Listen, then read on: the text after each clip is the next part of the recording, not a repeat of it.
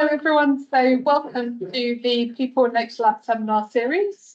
I'm Joanne Fair. I am a lecturer at the People in Nature Lab. I'm a molecular ecologist and specialist in biodiversity, and I help to organise the seminar series. Special thanks to Raphael, who was instrumental in helping to organise this and sending out all of the reminders. I'm very happy today to welcome Jon Davies, who is the director of RSK Wilding. So Jon began his career at the Natural History Museum and many exciting exotic field locations. Then it went downhill after that. And then moved into ecological consultancy in 1996, before working in the Arcadis ecology team for 4 years, and then moving to RSK Biosensors, and then setting up RSK Wilding. So we're really happy to welcome Jon today. So thanks very much. I'm glad to hear your talk. Righty-ho. Hello, everyone. I'm going to bombard you with acronyms today, so I'm preparing you. There are two there already, B&G and EIP. So B&G is Biodiversity Net Gain. Don't worry, I'll explain it later. And the EIP is the Environment Improvement Plan. Nearly got that wrong. And that is a government plan. B&G is a private sector thing done through development. And they're kind of striving in the same direction. So point is that we're trying to restore nature, okay? And you can do it through the private sector, the public sector, the government is monitoring this. And there's an awful lot going on. And I think what I want to talk about today is how academia can get involved in monitoring the extent to which that environmental improvement is working, because I don't think it's really lined up to do that yet. And so there's a real opportunity for academia to get involved. So as Joanne says, that's me. So Biosensors is a ecological consultancy. So I don't know how familiar you are with the development world, but this kind of the bog standard ecological consultancy would carry out surveys of development sites. We'd survey for species and habitats, we'd carry out impact assessments, and we design mitigations. The whole point of that whole process is to ensure that when developers are wanting to build a nuclear power station or an overhead line or a housing development, whatever it is, that we kind of reduce the ecological impact. That's our role. So mitigation there is to kind of reduce the impact. And then about 6 years ago, I set up a team called RSK Wilding. So it's within Biosensors. We're about 25 people now. And we specialize in this thing called Biodiversity Net Gain, which we'll know a lot more about in about half an hour's time, hopefully, if you're paying attention. And so B&G is, so I said a minute ago that in development, we reduce the impacts. But about a few years ago, the government came up with a plan to not just reduce the impacts, but reverse biodiversity loss. So it's quite a progressive bit of law that I'll talk about in a second. And that's what B&G is. So it's quite, I think, quite an interesting, exciting development. So it's all about landscape recovery. That's what we do. Whilst it's focused on biodiversity, there's no reason why you can't do other environmental stuff on the back of it, which again, I'll talk about in a bit more detail. You will hear the term habitat banks and biodiversity offsets quite a bit over the next hour or half an hour. A habitat bank is basically a bit of land that is maybe quite low in biodiversity. You intervene to raise the biodiversity through habitat creation and enhancement, and then you can sell that uplift in biodiversity. So that's kind of what a habitat bank is. And the bespoke offset is where you've got a client who needs some offsetting and you just do it for them. So it's a very similar thing. And then we're also what's called a responsible body. So that means we're the regulator of biodiversity net gain as well. So we oversee habitat banks that have been created by other people. So it's just giving you kind of the sense of the team. And then we've recently set up a kind of a separate team called RSK Nature Repair, which are the kind of the boots on the ground, essentially. That's the delivery team for when we're wanting to create habitat and manage it long term. So that's just kind of setting the context for where I'm coming from. So I'm going to talk about what B&G is. I'll explain a bit about EIP.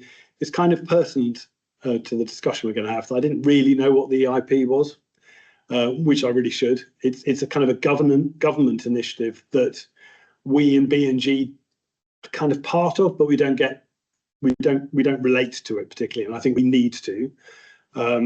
So I'll talk a bit about that and how B&G is kind of fitting in with what the government's trying to achieve through the Environment Improvement Plan. I want to drill down into the detail of B&G a bit, because I think for you to understand it, you need to understand the mechanics of it. There's only a couple of slides, but it'll give you a sense of what I do in my business, and then what biodiversity offsetting is, because that might not mean an awful lot to you at the moment. And one of the things about B&G is it is focused very much on habitats. So species don't kind of get a look in. But the EIP is very much about monitoring how species diversity and abundance is going to improve in this country over the next however many years. So we do need to think about species. And again, I think that's where you guys might be able to come in sort of monitoring how species abundance and diversity is improving on all of these sites that are being enhanced. So B&G, I won't read that. I'll let you read that whilst I witter in the background. It's basically a bit of government legislation that came out a few years back that is designed to ensure that every development ends up with 10% more biodiversity after you've built it than there was before.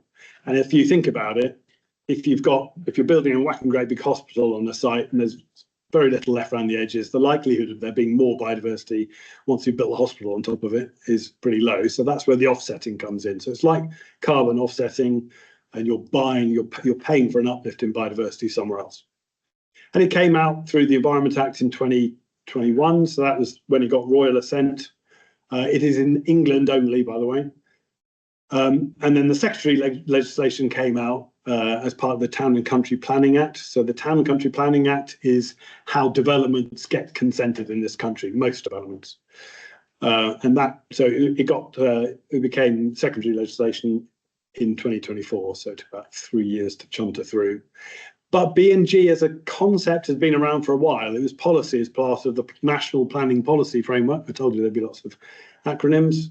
And also a lot of the bigger companies like National Grid and Network Rail, who we worked with for many years, they saw this was on the cards and they were doing it already. So it's been on the agenda for a long time, and people recognise it was a good thing to do. Rather than just reduce impacts, we're going to reverse it.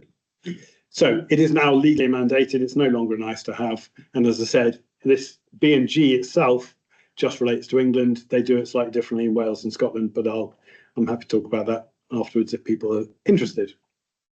So the EIP, there was Michael Gove, I think it was, who came up with the 25-year environment plan. And I'm not massively in favour of Conservatives, but I read his 25-year environment plan and I thought, yeah, this is pretty good, actually. It was pretty positive. I liked that they were looking ahead 25 years, how they can enhance not just ecology, but also water quality, air quality, deal with waste, all sorts of things to do with the environment. So it was a very positive thing. And it became the environment plan, I think, in 2023, and then was updated last year. And so it's a sort of a broad plan for enhancing the environment, as you might imagine. And the goal that I'm most interested in within that plan is called Goal 1, snappy title, Thriving Plants and Wildlife. And there's an apex goal within that called Improving Nature. So it's basically a goal to improve nature, which is a fairly broad brush goal, you'd have to say. Anyway, as part of that, what the government is funding or helping happen is that there'll be new nature reserves. There are landscape recovery projects so that landowners or farm clusters, if it's several landowners together, can apply for funding from the government and to do good nature restoration on their land at a big scale. So that's quite positive. We talked about the Environment Act that came out of the Environment Plan originally, and B&G came out of that, but also local nature recovery strategies. So every county in England has to produce a local nature recovery strategy at LNRS. I was at the launch, I gave a talk at the launch of the Gloucestershire LNRS 2 weeks ago. And so a lot of the counties are doing this. And basically an LNRS is a spatial strategy for how to restore nature across their patch. So it maps out where all the SSIs and nature reserves and priority habitats, all the nice stuff, and work out where it would be best to restore nature if you had the money or the wherewithal to do it. And so it maps out areas where restoration would make sense. So they're really useful documents for us who are planning to do nature restoration, because we want to do it in the right place, right? So creating woodland, connecting up two isolated patches of woodland would obviously be a sensible thing. Kind of the elephant in the room with everything to do with the environment in this country is agriculture, because it has a huge impact. So I work in the development sector, and it has quite a big impact on nature, but nothing like what agriculture does. 70% of England is covered in agricultural land or something like that. A lot. And that's making a lot of the impact.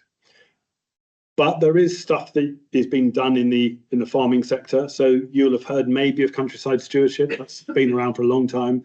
It's basically public money that's going to farmers to manage in a sensitive way for the environment. And ELMS is something called the Environmental Land Management Scheme. And that is a newer version of one of these agri-environment schemes.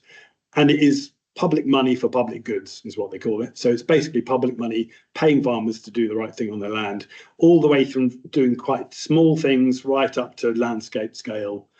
So that's a lot of money. Public money is going into this.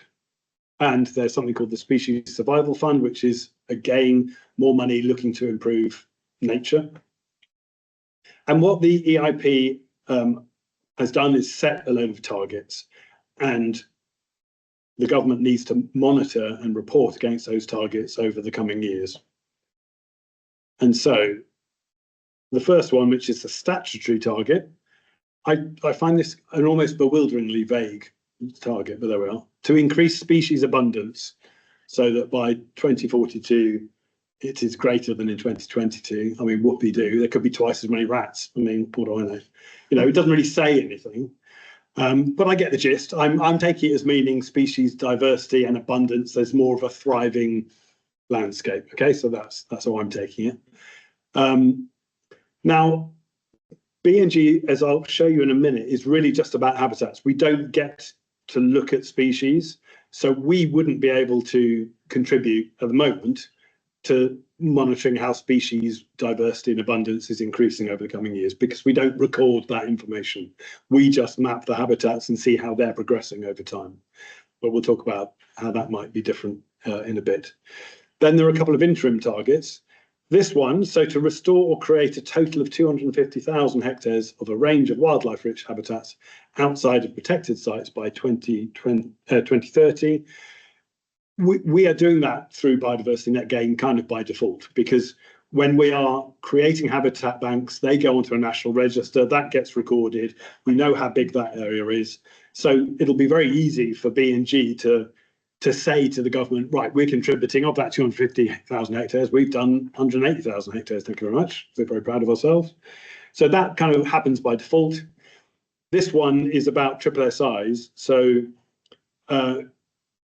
it's long, the whole of my career, SSIs have been in a bit of a state. So these are the kind of the flagship sites within England, within the UK, actually, it's not just England.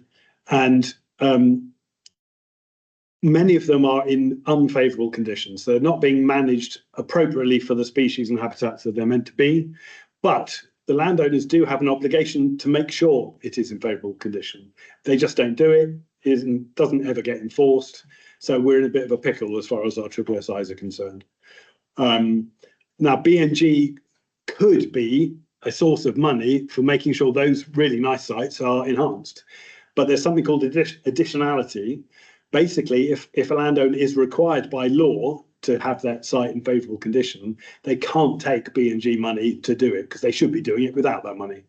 But to my mind, that's us cutting our nose off to spite our face a little bit. It's like you've got this great mechanism for getting money from developers, and then you've got the best sites. It seems a bit odd that we can't use that money on SSIs, but that's a stipulation in B&G at the moment. Okay, so how are we going to meet these targets? And more importantly, how are we going to know we've met these targets? So I've talked about this in the previous slide, so I'll just rattle through this. So the public sector, all this work, the agri-environment schemes, the landscape recovery, species recovery, all of these things I'd say are the public sector side of this. And then there's the private sector as well. So this is why I'm kind of encouraged, because there's a lot going on. There's a lot of money, a lot of funding going into restoring nature in this country. Now, one avenue in the private sector is through development. So that's what I do. So I work with developers, I work with rail companies and road builders and whatever, house builders. And B&G is a big part of that. But there's also something that's happened quite recently, which has just come in. It's called the Planning and Infrastructure Act. And that is a new bit of legislation, which we're not so happy about. They seem to be gunning for nature a little bit, the government, which is a bit irritating. What they're basically saying through that new legislation is that developers can just pay a levy to a fund. So the NRF is a nature restoration fund, and that will be used kind of vaguely to create habitat somewhere. So you get a blanket to kind of trash the environment and then pay a bit of money, and that's fine. So you don't go through that process I was talking about earlier, the impact assessment, species surveys, mitigation, where you work out what the impacts are and then you compensate for the known impact. This is just basically saying, give us some money and you'll be fine. So the idea is to speed up development. So an EDP is an environmental delivery plan, and these might be good. They might be good. They will be potentially big areas of land again that are going to be restored for nature. But we don't really know quite how that's going to work, and we don't know how it's going to work alongside B&G. To my mind, it's just muddling the situation unnecessarily. But there we are. Right, I told you there'd be lots of acronyms. So there's also the corporate side of things, the businesses, when they're not building developments, just their activities as businesses. So they might have a big supply chain. They might get all of the materials they need for whatever widget they make from all around the world. That might be trashing habitat in different parts of the world. So this part of it is really all about corporations and businesses having an understanding, doing a bit of navel gazing basically about their impact on biodiversity, and to understand what those impacts are, what their dependencies on biodiversity are, and then to kind of rectify the situation. If they've gone through that process and realised, ooh, looks like we're having a bit of a negative impact on biodiversity, then they have to go through this process of rectifying that so they can contribute to big projects that are doing restoration. So TNFD is the Task Force for Nature-Related Financial Disclosures. ESG is Environment, Social and Governance, and SPDs are Science-Based Targets. They're all kind of similar in that it's a way of investors who invest in these big corporations to say, if you tick all of these boxes to do with environment, then we'll invest in you. So it's having a score for how good they are in terms of biodiversity as a corporation. And that's the only way they're going to get investment. Okay, it's a way of changing the behaviour of businesses to be good. So I hope I've explained that. Anyway, and the last sector that I'm thinking about is you guys in academia, because there's all of this great stuff is going on, a lot of habitat restoration going on, but that monitoring piece, understanding how much we've improved nature in this country is kind of up for debate. I don't think there's enough of that monitoring is being done for us to truly be able to say how it's changed from 2022 to 2042, whatever it said in that. So what I'm trying to do with this talk is bring all of these things together, and then we can have a discussion at the end about how you guys might be able to get involved. But before we do that, let's go back to the mechanics of biodiversity net gain, just so that you understand how it happens. Because it's quite a big thing in this country now, and it's really taking off. So I'll do those three first. So what we would do is, as a consultancy, we'd have a development. A developer comes to us, and you can just about see the red line boundary down the outside of this development. So it's actually an old clay brickworks that some bloke bought because he wanted to build a film studios.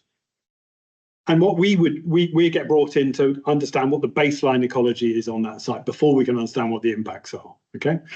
And then we have a system called the UK Habitats Classification System, or UK HAB, and that's how we map the habitats. So those different colours relate to different habitats. So the orangey one is reed bed, the blue is open water, the reddish one is open mosaic habitat, and the greens are grassland and woodland. So, and each of those habitats has a distinctiveness. In other words, in old money, we used to call that nature conservation value, but everything has to be renamed these days. So it's now called distinctiveness. So the rarer the habitat is, the higher it scores for distinctiveness. And then you also look at the condition of the habitats. So habitats can obviously be really poor condition all the way through to good condition. And all of those, kind of the area of the habitat and its distinctiveness and its condition all get brought together into a calculation. The DEFRA metric, this statutory biodiversity metric, spits out a result at the end which says how many biodiversity units you have on that land on the basis of the habitats. Don't forget, this is a proxy for biodiversity value. We don't look at species at all. Basically, because it's an Excel spreadsheet and it's got a lot of habitats in there. And if you added 22,000 species, it'd probably explode. So they decided not to do species, which is understandable, but we need to understand this is a proxy for that. But the argument was basically, it's like you look after the pennies, the pounds look after themselves. If you create lots of really good habitat that is very varied and good quality habitat, then obviously the species will come in. That's the argument. One other thing to point out here is you might have noticed there are 3 different categories of biodiversity units: habitat area, but then also terrestrial, linear and terrestrial aquatic, so hedgerows and watercourses. And you need a 10% net gain in each of those 3 categories in BNG.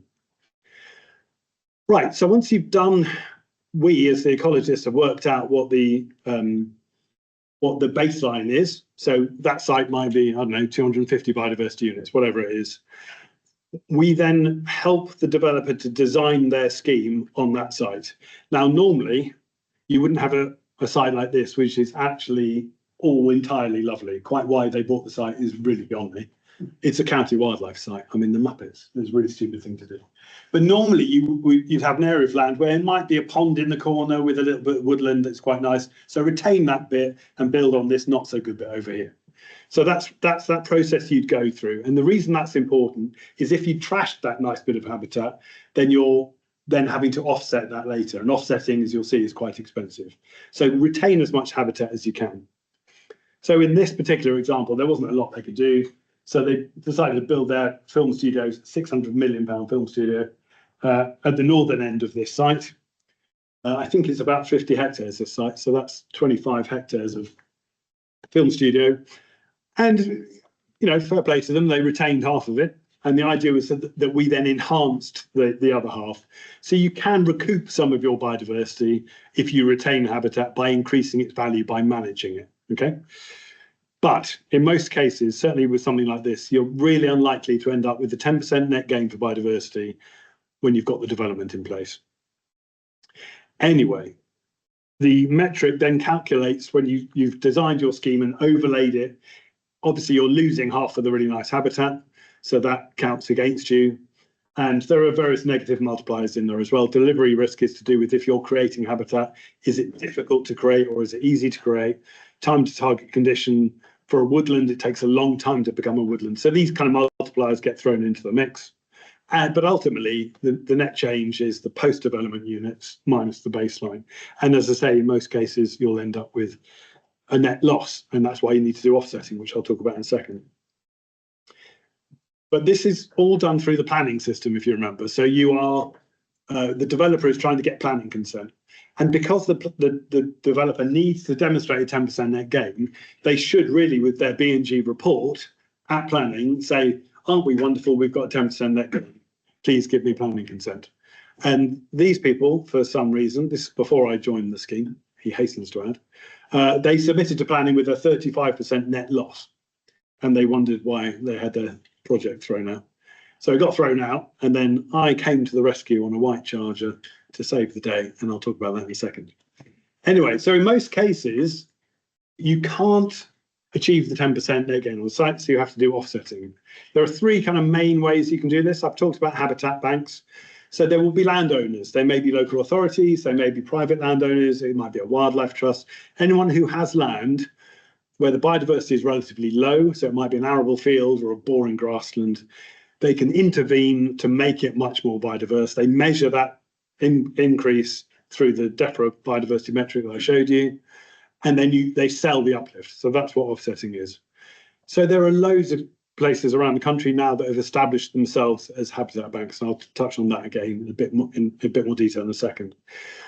A developer, if they've got a big enough offsetting need, like that film studios, can get a bespoke offset done. So rather than just buying units off a habitat bank that's over there, they can get someone like us to come along and create an amazing site for them, exactly the habitats they want in the location they want, and we can deliver that uplift for them.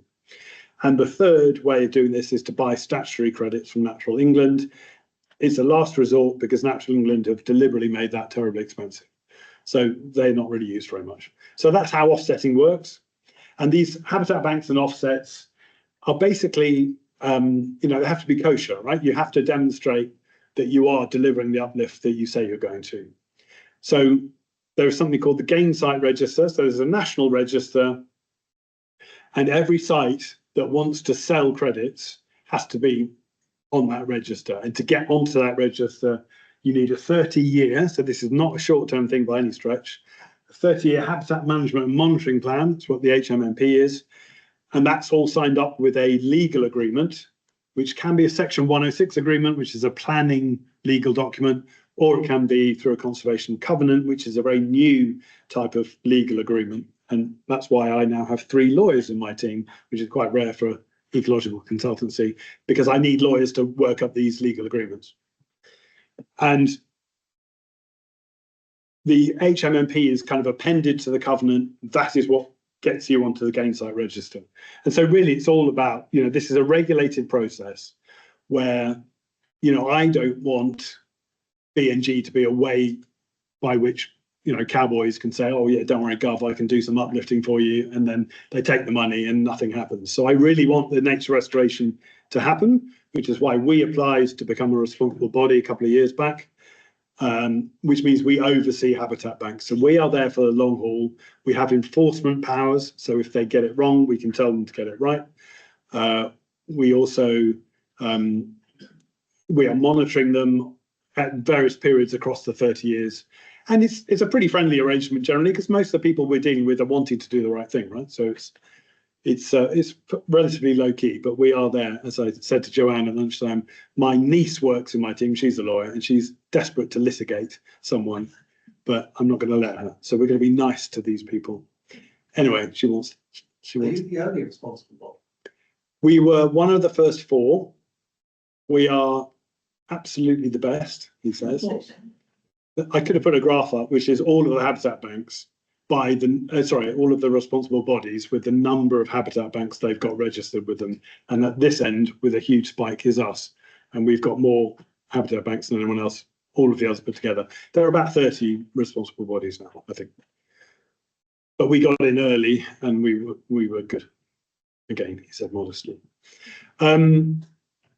But, so there was a fear, I think, that people would pile into this, landowners, and go, oh, I'm going to make my absolute fortune from B&G, marvellous. But creating habitat isn't as easy as you think. I think a lot of farmers think, oh, yeah, I've had an agri-environment scheme. I know how to sow a wildflower mix. But if you're creating complicated habitats, it's a lot harder than that. And you can't guarantee it's going to work. And we as a responsible body are going to hold your feet to the fire to make sure it does work. So you shouldn't go into it lightly. Right, back to our film studios. So you can see in the picture there just how lovely it was. So it was an old clay brick works, and it looked like that after they stopped digging clay for clay bricks for London, by the way. So it's in Bedfordshire, and it just became this really glorious place, which was designated as a county wildlife site.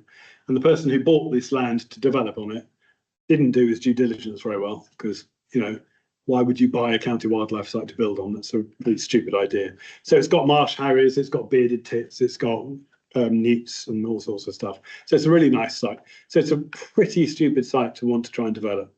The whole point of B&G really is to discourage developers from buying sites like this, because it's going to cost you a bloody mint to try and offset the impacts, as you'll see in a second. So to get 10% net gain, they were never going to do it on that little portion at the bottom. They needed 430 units, which is massive. A biodiversity unit at the current going rate, on average, is about 25 to 30,000 pounds. Multiply that by 430. Someone do that in your head. 12 million, 13, 14, something like that. It's several million. Anyway, the only way this was going to get through planning was for us to demonstrate 10% net gain. So I went off and found some land nearby, which was 70 hectares. That's what it looked like. Nearly all of it was arable. That's what the orange is. A little bit of rather boring grassland.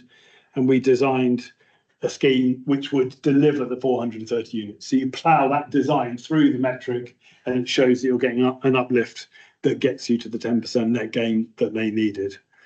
And obviously built into that would have been 30 years of management. So that's why it costs a lot, because you are taking responsibility, or we would have been taking responsibility for that land, buying it, creating the habitat, managing it for 30 years, having all the responsible body costs, all the other legal costs, It adds up over 30 years.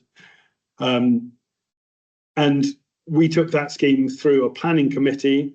So this was a £600 million film studio, right? So you think 600 million, lot of money, film studio, kind of sexy idea. Nearly the entire planning committee was just me talking to people about BNG, because that was the one thing that the planners were upset about, was the biodiversity net gain. And we got it through planning, and it was kind of a massive success. And I was terribly excited because we were then going to end up having a great big offset to do, which would have been very exciting, not to mention 12 million quid. Anyway, a week later, the billionaire American who was funding the film studios pulled out, which was quite disappointing. Anyway, so that's what offsetting is all about. Now, it is driven by BNG, so it's really about the habitats. You are there to offset the impact on habitats, but there are various other things you can do as well. And we always like, in our team, to look at the other socio-economic benefits, environmental benefits, natural capital benefits, however you want to talk about it. It's kind of public access to nature, carbon offsetting, water quality, all this sort of stuff. So I'm just giving you an example of an offset. So this is a substation, national grid substation, and they had a lot of land outside, and they wanted to think about biodiversity offsetting, how they're going to do it. So we drew up a design for them. And rather than, the habitat delivered, I think, about 150 units, something like that. So you got a lot of units out of the change in habitat from what was underneath there was all arable. So that's very low in biodiversity, and then you're planting all these habitats, then you get the uplift. But I wanted to have various other benefits as well. So this dark green is tree planting, and these bits here are existing little patches of ancient woodland. So really important habitat, but just floating at the moment in a sea of arable. Kind of sad to see it. They're not going to survive that long. They're degrading. It's not great. So our idea was to plant up woodland, to connect those two blocks, to plant woodland down the right-hand side in order to shield it from the M1. But it's also, obviously, if you're planting lots of trees, that's good for carbon sequestration. So you're ticking that box. You're ticking the box for public access, because we'd have woodland walks through there so that people are getting access to nature. So, there are various things that you can kind of throw into the mix when you're designing a scheme like this. That patch there is wetland. So again, that used to be arable or horticulture, I think. This is a fen triple SI.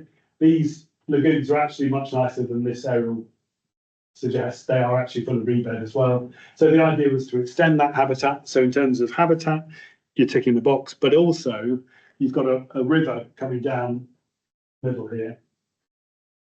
And what we're delivering there is we're cleaning up the water from what was, if you think about it, this was arable. So that was having nutrients and pesticides and all sorts of rubbish going down into the river. So we're cleaning that before it goes into the river. Also, there are kind of retention basins there. So you're providing flood risk mitigation. So if that river overflows, as it probably did this year because it rained forever, then you've got scope for within the landscape for accommodating those flood flows. So, and also wetland habitat's really good at carbon sequestration. So you're just ticking off lots of boxes, right? It's all driven by BNG, but you can get a load of other benefits. That bit there is what we call, well, Kate, you've been to NEP. It's that sort of, so NEP is a rewilding place down in Sussex. It's kind of a scrubby grassland mix. And you can get that quite easily by just not planting the crops anymore and maybe grazing it with a low intensity cattle, maybe Belted Galloways or something like that. And so the intervention is pretty low key. You don't get many biodiversity units for it, but you kind of get what you pay for in this life. I'm sure you've realised that. So you won't get so many units, but it doesn't cost too much to do it. The corollary of that is this bit here, which was a wildflower meadow. The intervention there was much more costly. So we were going to topsoil strip, sow a wildflower mix, cut and collect 2 or 3 times a year. So it's quite a high intensity management regime. So there's quite a lot involved, but you get more units for it. So it's kind of swings and roundabouts. But we created that near to where the people are working, so they've got a nice meadow to look over. So there's that kind of people aspect. So I'm basically saying a well-designed BNG offset can deliver lots of different things. The other elephant in the room, there's loads of elephants in the room, is that these habitats can also be targeted for species. So I haven't even mentioned species again, but you could reintroduce beavers into here, for example, or you could create a scrubby habitat and translocate in dormice. Whatever, you could do all sorts of things, and just creating these habitats will be good for species. But we're not required to monitor them. So in BNG, we are required to monitor every few years to make sure the habitat is progressing in the right direction. But you don't have to look at species at all. And we'll come on to that. Okay. Right. So BNG has led to this big market now. So there are lots of habitat banks all over the place. As I said, we oversee dozens of them. This is a good thing. It's a really important funding mechanism for ecological restoration in this country. So it's a great thing. So we're trying hard to protect it. ELMS has been kind of hit by the politics a bit as well. It was going really well, and then they've pulled the rug under it a little bit. So this government isn't impressing me massively on the environment, which is annoying. Yeah. So both private sector and public sector is suffering from the government listening too much to lobbyists like house builders. I talked about natural capital benefits, but there are issues. So I talked about the government not being great on this. The Planning Infrastructure Act is a spanner in the works, we think. And there are lots of exemptions to BNG that the government is introducing, which means that developers can wriggle off the hook and not have to do BNG. So you've got this great process that we've worked on and developed, and the government are pulling the rug from under our feet a little bit. I think about 85% of developments have managed to make themselves exempt from BNG. All of that money that could have gone into restoring nature, quite annoying. Anyway, hopefully NSIPs, my final acronym of the day, I think, nationally significant infrastructure projects. So big power stations, overhead lines, cable routes, blah, blah, blah, massive projects. We think that Biodiversity Net Gain is going to become mandatory, legally mandatory for those schemes in May. Fingers heavily crossed, because if that happens, that will supercharge the Biodiversity Net Gain market, because it'll have a lot of demand from these big projects. So fingers crossed. But how do we make sure that all this work via BNG feeds into those EIP targets we talked about? So this was that first one about the number of hectares. So the gain site register with all these habitat banks, that's tick, that's easy. So we know that we can record, we can demonstrate to the government that they are progressing towards those 250,000 hectares. And that's just BNG. I would imagine that landscape recovery and agri-environment schemes, the government will be recording how much habitat is going into those schemes. So that should be easy to contribute to, whether they are meeting that 250,000 target. EDPs will likely be the same. I think the voluntary markets are going to be harder. So this Task Force for Nature related financial disclosure stuff, where the businesses are contributing, because it's voluntary, that might not be recorded in quite the same way, but I guess we wait to see.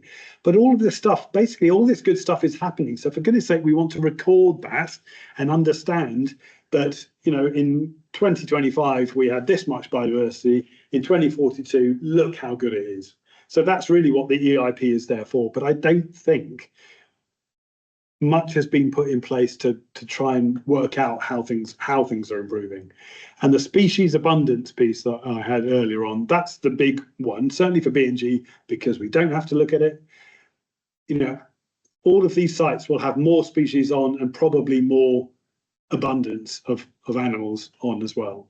But we're not recording that because we're not obliged to. and I get paid by a developer who's already slightly disgruntled that they're paying 12 million quid for nature, the last thing they want to do is spend another God knows how much actually recording how many dormice they've got, and they couldn't give a monkey's actually. So we're not required to do that through what we do. So I think this is an opportunity for people in this room, people listening, academia, to think about ways that can be monitored cost effectively and well. So last slide, don't panic. So I think this is your bit. I think you get involved with remote sensing. Joanne, you said you'd spoken to Mosaic Earth. So this is a company that does remote sensing of habitats. So we've worked with them on a project with Thames Water. They just use satellite imagery to map habitats from space. So it's quite clever. So they'll see, this from space, but then they work out what the habitat is and then they map it. Obviously, it's quite easy for that top one because it's all arable pretty much. The one at the bottom is a bit more complicated, but it maps it in some detail. And on top of that, it actually can automatically calculate how many biodiversity units, which is quite clever. So that they will just scan this and then throw it through their algorithm. You can tell I understand technology, and they spit out the number of biodiversity units. So for us, when we're mapping large areas, and they had 5,500 sites across the Thames Valley, that's a lot of area. And if you can map it that quickly without boots on the ground, without people having to go out and measure it and look at it and do all their stuff, that's going to save a lot of money. So for B&G at scale, this is going to be really helpful. Doesn't answer the species stuff. So on the species side of things, we've got acoustic monitoring. So we in our industry have been doing this sort of thing for 10, 20 years with bat detectors. So whenever we do our bat surveys, we have automatic detectors out there that tell us which species are going past. So we do that acoustic monitoring. But there's something called the BTO pipeline, and there are bird apps as well. So there is a way by which, well, I don't know why I'm telling you guys, you all know this, sort of stuff Peggy did at PhD on, that we can record the species that are there just by leaving a detector out there. It's amazing technology, and the better it gets, the more the library of sounds that they have increases, the more they'll be able to say which species have turned up. So it's quite exciting stuff, I think. And there's plenty of scope for, what was he talking about? Raspberry Pis. I remember getting hungry and then I remember what you're actually talking about. Not actual Raspberry Pis. Sorry? Bug, yeah, the bug thing. Yeah, so there's a lot out there that is being developed, but it needs to be cost effective and robust because we're wanting to demonstrate this improvement of nature in a scientifically defensible way. Right, the thing about acoustic monitoring is, we're talking about species abundance. I don't even know what the government means by that really. But we had this with bat detectors.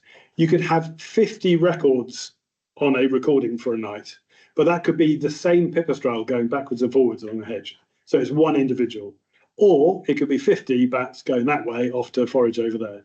So you've got an abundance difference of 1 versus 50. So there is an issue here, and I'm sure that's something you guys think about when you do this sort of work. But it's something that needs to be resolved. The other really big one is environmental DNA, which again, I'm sure you're all familiar with. Again, we've been using the water version of this for a long time because we would take water samples, send them off to a lab, and they say, you've got great crested newt. And we go, great, we don't need to go and visit the site 6 times, which is what we used to have to do. So that was really, really save money. And of course, these days, you can take a water sample and it doesn't just tell you whether you've got newts in it, it can tell you every species you've got in it. So we have worked with Naturmetrics who are doing that. So the DNA in the water is pretty clever stuff when you think about it, but they will be able to tell you pretty much all the species in that pond just from a water sample. And then, of course, the same sort of stuff is happening with soil sampling and even the air as well. So this is a means by which we should be able to cost effectively work out, what's happening in terms of species diversity and abundance.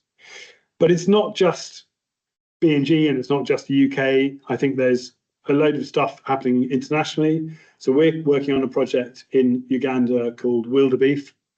May surprise you, but that's an AI generated image. I know, it's uncanny, isn't it? But this is a kind of a regenerative cattle grazing project where you slightly modify the way you graze the land. At the moment, cattle just graze wherever the hell they want, and they tend to eat the nice stuff, leave the not so nice stuff, and over time you have bare ground or rubbish scrub. So it's changing the landscape, and we're wanting to revert it back to natural savanna, and we think that's going to massively increase biodiversity. And so I want a process whereby we can measure that uplift in biodiversity. That's going to happen over a huge area, we hope. 43% of Uganda is in the cattle corridor. So if we can sell this idea to all of those farmers over the whole of that area, then in order for me to demonstrate that biodiversity uplift, I'm not going to be going and visiting every site, much though I'd like to. So we do need these mechanisms for doing this very robustly and cost effectively. That's a habitat map of the site we were looking at in Uganda. So we can use the remote sensing to do the habitat change over time, but we also need these other methods. So as I said, yeah, I'm just done. So we need a robust approach to measuring this change in biodiversity, whether it's in the UK or anywhere, frankly. And I did talk to an organisation called Credit Nature. So they are trying to develop a biodiversity credits system. And obviously you need a very robust approach. If you're going to be selling the uplift in biodiversity to people on an international market, you need a really robust approach. They came up with something called the Ecosystem Integrity Index that does look at these various different aspects of ecosystem dynamics. So it's not just looking at the number of species or the abundance of species. So it's good. It's good in that way. My concern with these things is it going to go down the same route as carbon credits, where all the money went to Western companies who are doing the measuring, and sod all money went to the people on the ground actually doing something useful. And I don't want that in biodiversity. So I think we need really good cost-effective ways of measuring this uplift that people can rely on, but they don't cost a fortune. And then I think there are probably tons of other opportunities for working between my sector and academia and also the public sector. So we can discuss that now if you want to.